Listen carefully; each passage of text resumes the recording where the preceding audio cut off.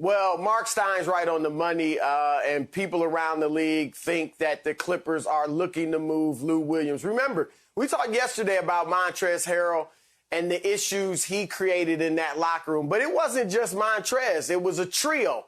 Montrezl, Lou, and Patrick Beverley. And I'm not saying it was a civil war, but it was just some tension there. And we all know that. And so, yeah, they wouldn't mind getting rid of Lou and Patrick Beverley. I think you can even say they're shopping them, not desperately shopping them, like we got to get them out of here, but they would like that type of fresh start. Lou also brings problems on the court. As great as he is offensively, he doesn't play good defense. We all know that. He's a liability there. And so they are looking to move on. The problem is Lou only makes $8 million a year. So it's going to be tough to get a player back who can give you his production for that type of money. With Patrick Beverley, he's got 2 years, about $27 million left on his deal. And teams feel like, and it's true, he's always injured. If you look at his history, he is always banged up. Maybe it's how tough he plays, how hard-nosed he is, but that is scaring teams off. So there's not a ton of, much of a market out there for Patrick Beverley or really either of these guys. Now, the Clippers would love to get their hands on Terry Rozier. I would love them to get Terry Rozier. I'm sure Skip would love them to get Terry Rozier. It's the type of move that's needed to help them keep pace with the Lakers, but nothing's impossible. But Michael Jordan loves Terry Rozier. He wishes he had a team full of Terry Roziers. A lot of people think Rozier's on the market because they drafted LaMelo Ball, who's a point guard, but that's not necessarily the case. Jordan thinks they can play together. Rozier can play some too. If he's going to trade him, it's going to take a lot more than what the Clippers can offer. And so while I'd like to see them get Rozier, I do not see that happening. Can somebody answer me this, Skip? Chris, you and Skip, maybe you can help me. What is the Clippers culture? What is it? What do you think it is? Not losing. Well, you know what, though? Recently, we do have to be honest. I mean, under Chris Paul and Blake Griffin, they were pretty good. Not a championship team, but they were legit contenders. Then when Chris left, they became this hard-nosed, There you go. Team. Thank you. And then, okay. Trez, Lou Will. Kawhi and Paul George, that changed. So in other words, if you're going to make a fresh start, you got to get everybody that was there part of the old culture. Remember, Skip, Pat Bev bounced around. Trez bounced around. Lou Will was a second-round draft pick. They fought, scratch, claw, practice every single day, played every single night. And now you get two guys coming here and they take it off. They not practicing. They play when they want to. And that rubbed them the wrong way. And so in order for you to get a fresh start, because clearly, and rightfully so, Paul George and Kawhi, those are your centerpieces. You got to keep those happy, those guys happy, because both of those guys have player options next year. The one thing you cannot have happen is one or both of these guys walking out the door and you're about to go get $1 billion, $1.5 billion playpen down in Inglewood. You can't have that, Skip. Now, I would love for you to get Terry Rozier, because what you really need was a Rajon Rondo, a guy that's unconcerned about scoring, that only cares about getting you involved in your offense. I agree with that. Terry Rozier has success in the playoffs, Skip, scoring the basket. He wants to be really a two masquerading as a point. So he going to want to get his bucket. And Kawhi, when he told him, I think he passed the ball to Reggie Jackson, somebody, he said, I ain't get a ball up for that, please. So I can just imagine Kawhi and Terry Rozier. But you go ahead and get it. Do what y'all need to do. But we upstairs polishing up our trophy. Yep, you lucked into it. I give you that. Ain't no luck. So, to me, the Clippers culture is whatever Kawhi wants it to be right now. Basically. Yeah. Basically. And he wanted Serge Ibaka to be part of that culture because he loves Serge and Serge loves Kawhi.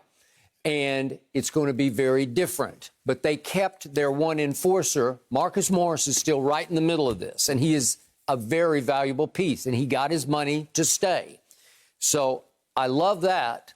And to Chris's point, it was a clash of old guard versus new guard. but new guard is way more talented than old guard. Absolutely. So Lou Williams has seen his best days in this league, and I love him, and I used to really love him, but he has become, in their eyes, expendable because he didn't want to be in the bubble, and he played like it last year because in the playoff run, he shot 24% from three, and he was driving me out of my mind because he looked lifeless. He looked like he was not buying into whatever the new Clippers were selling. He had a lemon pepper sauce. He had lemon pepper sauce, and we know about the Magic City incident, and I think that was the beginning of the end of Lou as a Clipper. Yeah, you can't do that. Okay, so no Trez, again, rejected to the Lakers. There you He go. was a reject. He's a cast-off. Skip, just say that Trez is no longer there.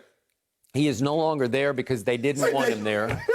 Yeah, and so here we go. Lou Williams is on the market. I don't know what they can do. I don't know what you can get. As Chris said, these are all very difficult moves. But what about Pat Bev? Pat Bev was the third best guy on the team. And why are you trying to get rid of the third best guy and a point guard? You got a point guard. Don't Pat Bev play point guard? Yeah, he's a defensive point guard. He's not an offensive point guard. Well, if he stopped training in Tim's on the beach, he wouldn't be injured so much. And also to Chris's point, I love Terry Rozier. He's got that dog in him, but you're right, Shannon. He is more two than one. Now, when Kyrie was out and they went on their run 2 years ago in the playoffs, or is it now it's almost 3 years ago, Terry Rozier was pretty good as a point guard. He averaged 6 assists through those games, and they got obviously all the way to Game 7 of the Eastern Conference Finals against LeBron and company, and that was the end of that deal. Right. Well, but they got to 7, so it was pretty impressive, and he was the driving force and the heartbeat of that team. And what did he do? He parlayed that into a payday. He did. He got a big payday, and he was pretty good last year, but so was Devontae Graham. Yeah. He emerged, and he can play the point, and I hate to tell him this, but LaMelo, on usage rate, he might lead the league in usage rate next year as a rookie. Yep, he just might. So somebody is odd man out, expendable, and I will not be shocked if the Clippers figure a way to pry Terry Rozier loose. I know Chris saying it's not happening. I just think that's their target, and when Steve Ballmer wants something, he usually pulls it off. Well, you got to match up the salaries. Because Terry Rozier makes about $19 million a year. Well, you're going to have to do some wheeling and dealing with other players and maybe another team. Yeah. Give us Zubac. Okay, we'll take Zubac. There are trades that would work. Yep. There are trades that would work financially. You know, you could send Beverly we take Paul and George Will to Charlotte for Rozier and Malik Monk or something like that. Like that would work financially. We'll trade you Rozier for Paul George. Who's we? Huh? Who's your we now? Charlotte. You're now Charlotte? Hey, Chris, might need to do something. And Charlotte would do that. You got to do something to make up for this Gordon Hayward deal. You got to fleece somebody like Gordon Hayward just fleeced you. So you got to get somebody. You got to get back, Chris. I think for the Clippers to get Rozier, it's going to have to be a 3-team deal, 3 or 4-team deal. And that's going to be tough to pull off. Look, they're going to keep trying. And, you know, there's been mention of Derrick Rose. I don't know, you know, Rose obviously is seen his better days, but they're going to keep trying to get a point guard. But even they realize this could be the roster they start the season with. Yep. So for once, starting next year, the Clippers are going to be way under the radar. The odds makers will not love them because they're going to be starting fresh. Hold on. New coach, new culture. How do you get under the radar with 2 top 10 players when just last year you had the best player? You said the best player in the NBA, that KD was injured and he was just coming off the championship, was Kawhi Leonard. How can you ever, when has LeBron James ever flown under the radar? Chris, can you tell me that? Not Kawhi under the radar?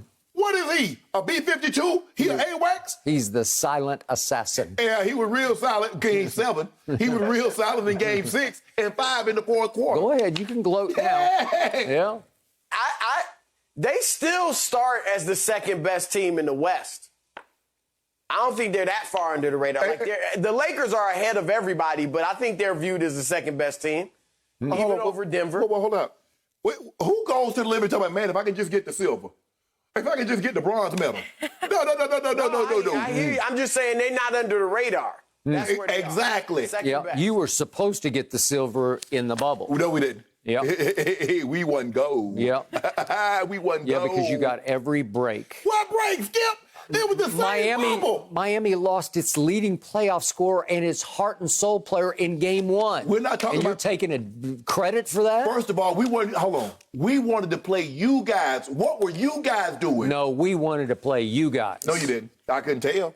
Thank you for watching. You can subscribe here to get the latest from the show, and be sure to check out more of the best clips from Undisputed, or go watch a few other segments from our other shows on FS1.